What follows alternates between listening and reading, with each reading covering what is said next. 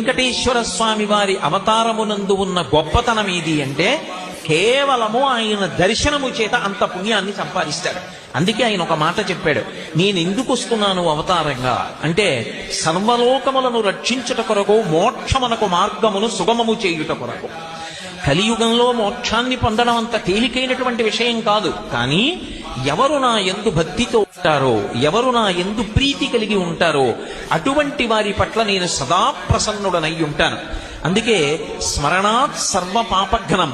ఒక్కసారి వెంకటాచల క్షేత్రాన్ని కళ్ళు మూసుకుని ఆ 7 కొండలు తలుచుకుని, ఆ 7 కొండలు, 7 కొండల మీద ఉన్నటువంటి ఆనందనిలయ విమానం, ఆనందనిలయ విమానంలో పద్మపీఠం మీద నిలబడినటువంటి ఆ స్వామి యొక్క దివ్యమంగళ విగ్రహాన్ని, ఆ దివ్యమంగళ విగ్రహం యొక్క వైభవాన్ని, ఆయన నిలబడేటటువంటి రీతిని, ఆయన పట్టినటువంటి ముద్రల్ని ఒక్కసారి స్మరించినంత మాత్రం చేత స్మరణాత్ సర్వపాపఘ్నం, ఆ స్వామి పేరు వెంకటేశ్వర.